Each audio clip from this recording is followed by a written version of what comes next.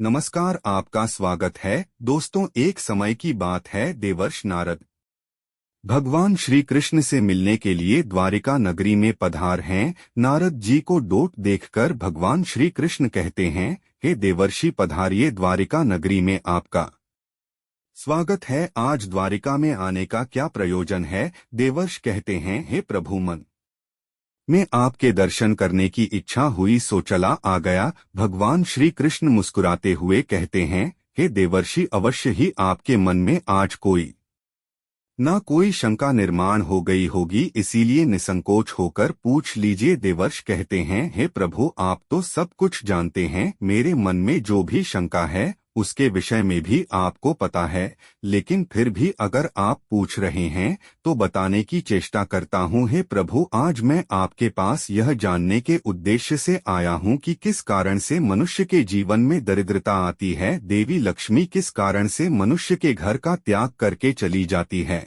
और वह कौन सा पुण्य है जिससे देवी लक्ष्मी सदैव ही मनुष्य के घर में वास करती है। भगवान श्री कृष्ण कहते हैं, हे देवर्ष, आज आपने समस्त मानव जाति के कल्याण के उद्देश्य से अत्यंत महत्वपूर्ण बात पूछी है। देवी लक्ष्मी के कारण ही मनुष्य के घर में सुख समृद्धि का वास होता है, और जब देवी लक्ष्मी घर का त्याग करके चली जाती है तो उस घर में दरिद्रता का ही वास होता है। इस विषय में एक प्राचीन इतिहास कहा जाता है, जो मैं आपको सुनाता हूँ। जो भी मनुष्य इस कथा का श्रवण करता है उसके घर में देवी लक्ष्मी के साथ समस्त पुण्य निवास करते हैं। इसीलिए आप इस कथा का श्रवण कीजिए और इसका तीनों लोकों में प्रचार कीजिए। देवर्ष कहते हैं, हे प्रभु, कृपया आप मुझे वह कथा सुनाइए। आपके मुख से इस कथा को डोट सुनना मेरा सौभाग्य है।